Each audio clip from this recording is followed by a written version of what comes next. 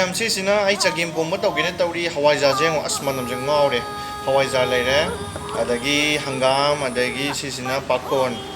adagi napakpi hawai thrak yongchak aroba adai ai si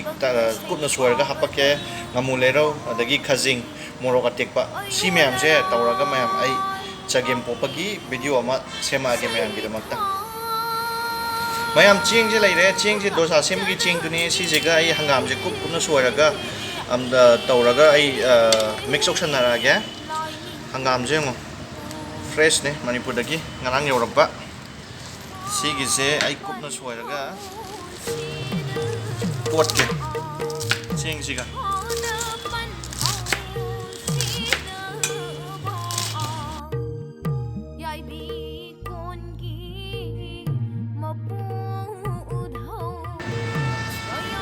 hangam je sida hapsal lage mayam tot ke duga ching siga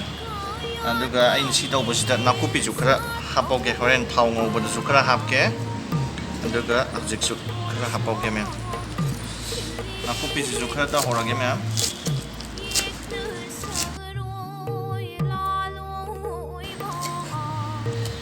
silele aduga morok atek pasisu aina tangai tangai taw pot pada khara haporage morok atek pase morok atek pase smain tau ke smain tau raba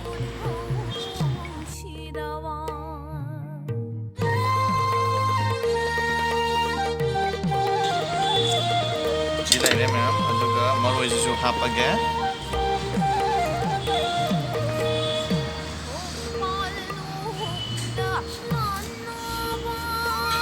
Yang ang jisu tot pada ya haurage ma'am khara. Mayam ching siga hangam siga pulap tot minaro. Kaina chagempomba gi kano to tawtrikanda chapu da haptrikanda. Ada moi ching je sumaina ai mamang chagempomba tawbada soi gre ching do purap hape ching je sumaina tot laga ne TL laga tawradi mai ching do u de ba magi manangi type da oi tawbadu oi aina mamangi da ching do direct hapchat le sumaina tot tabida do na kitang ching do chaki type da oi na tole chagempomba do handakti ajana sema ga bani aina sumaina munna tot piraba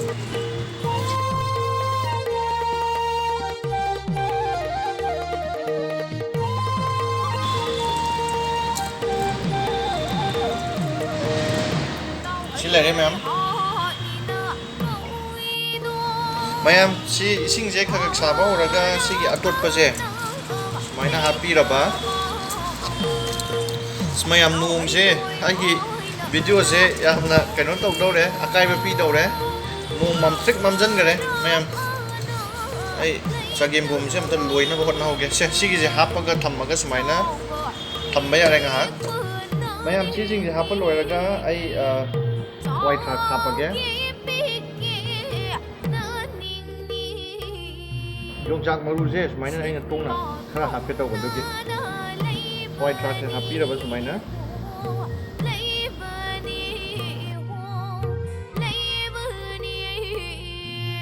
adagidi mayam nga khajing ngamu lero ka sai hapage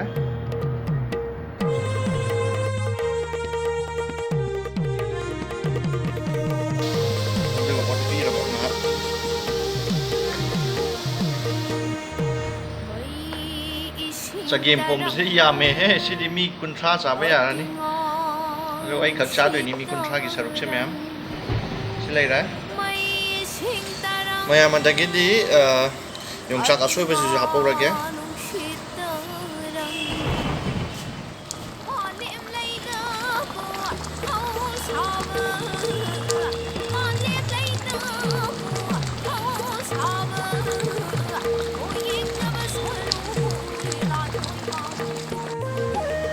mayam ai tung kitang sai sa laurage sigi se aduga ai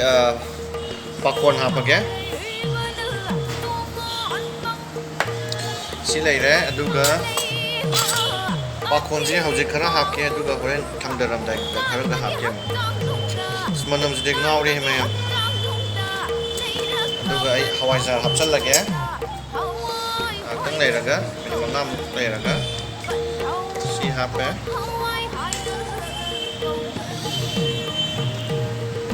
ꯑꯗ ꯃꯣꯏꯒꯤ ꯆꯦꯡꯁꯦ ꯌꯦꯡꯉꯣ ꯁꯤ ꯑꯣꯠꯇ꯭ꯔꯗꯤ ꯁꯨꯃꯥꯏꯅ ꯇꯧꯔꯦ ꯑꯩ ꯅꯝꯒꯥꯏꯈꯤꯗꯣꯏꯅꯦ ꯌꯥꯝ ꯇꯣꯏꯅ ꯑꯗꯨ ꯅꯠꯇ꯭ꯔꯗꯤ ꯆꯦꯡꯁꯦ ꯁꯨꯃꯥꯏꯅ ꯍꯦꯛꯇ ꯂꯩꯌꯦꯕ ꯆꯦꯡꯁꯦ ꯇꯣꯠꯂꯕ ꯃꯇꯨꯡ ꯀꯨꯞꯄꯕ ꯃꯇꯨꯡ ꯉꯁꯥꯏ ꯁꯨꯃꯥꯏꯅ ꯑꯗꯨꯝ ꯇꯧꯔꯤ ꯑꯗꯣ ꯁꯨꯃꯥꯏꯅ ꯑꯩꯅ ꯅꯝꯒꯥꯏꯒꯦ ꯅꯝꯒꯥꯏꯔꯒ ꯆꯦꯡꯁꯦ ꯐꯖꯅ ꯆꯦꯡ ꯑꯣꯏꯗꯅꯕ ꯁꯨꯃꯥꯏꯅ ꯇꯧꯔꯒ ꯑꯃꯨꯛ ꯂꯣꯜꯂꯒꯦ ꯉꯥꯏꯍꯥꯛ ꯃꯌꯥꯝ ꯑꯩꯁꯦ ꯁꯤꯒꯤ ꯍꯋꯥꯏꯖꯥꯔꯁꯦ ꯈꯤꯇꯪꯗꯤ ꯄꯧꯋꯦ ꯑꯗꯣ ꯃꯅꯝꯁꯤꯗꯤ ꯁꯦꯒꯥꯏꯔꯦ ꯃꯌꯥꯝ ꯍꯥꯎꯋꯦ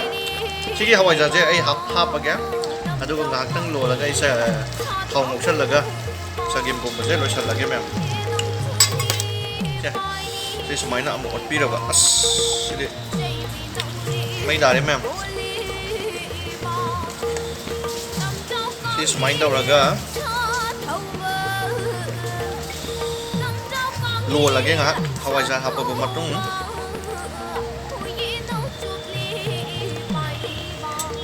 ꯃꯌꯥꯝꯁꯦ ꯑꯩꯒꯤ ꯂꯦꯝꯍꯧꯔꯤꯕ ꯀꯩꯅꯣꯗꯣ ꯄꯥꯈꯣꯟꯗꯣ ꯂꯣꯏ ꯍꯥꯞꯆꯜꯂꯒꯦ ꯑꯗꯨꯒ ꯉꯥꯏꯍꯥꯛꯇꯪ ꯂꯣꯜꯂꯒ ꯑꯗꯨꯝ ꯌꯥꯔꯦ ꯆꯒꯦꯝꯄꯣꯝꯕꯁꯦ ꯃꯨꯜꯂꯦ ꯍꯥꯎꯔꯦ ꯑꯗꯨꯒ ꯑꯩ ꯊꯥꯎ ꯉꯧꯒꯦ ꯊꯥꯎ ꯉꯧꯕꯁꯦ ꯑꯩ ꯊꯥꯎ ꯉꯧꯕꯒꯤꯁꯤꯗꯤ ꯚꯤꯗꯤꯑꯣ ꯎꯠꯂꯔꯣꯏꯒꯦ ꯑꯩ ꯏꯟꯗꯛꯁꯟꯗ ꯉꯧꯕ ꯌꯥꯗꯕꯅꯤꯅ ꯑꯩ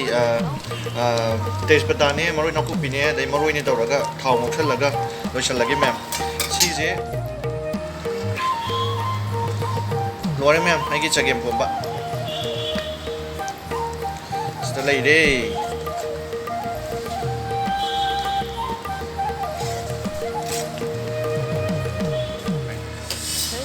ꯃꯌꯥꯝ ꯂꯣꯏꯔꯦ ꯑꯩꯒꯤ ꯆꯒꯦꯝꯄꯣꯝꯕ ꯁꯦ ꯌꯣꯡꯆꯥꯛꯀꯁꯦ ꯌꯦꯡꯉꯣ ꯃꯌꯥꯝ ꯁꯦ ꯁꯥꯎꯔꯦ ꯃꯌꯥꯝ ꯆꯒꯦꯝꯄꯣꯝꯕꯁꯦ ꯑꯩ ꯃꯍꯥꯎ ꯇꯪꯉꯦ ꯌꯥꯝ ꯍꯥꯎꯔꯦ ꯈꯥꯖꯤꯡ ꯑꯗꯒꯤ ꯉꯥ ꯀꯥ ꯂꯣꯏ ꯌꯥꯎꯔꯦ ꯃꯌꯥꯝ ꯑꯩ ꯆꯥꯔꯛꯑꯒꯦ ꯑꯗꯨꯒ ꯑꯩ ꯄ꯭ꯔꯖꯦꯟꯇꯦꯁꯟ ꯇꯧꯔꯒ ꯃꯌꯥꯝꯗ ꯎꯠꯆꯔꯛꯑꯒꯦ ꯃꯌꯥꯝ ꯂꯣꯏꯔꯦ ꯉꯁꯤꯒꯤ ꯆꯒꯦꯝꯄꯣꯝꯕ ꯃꯌꯥꯝ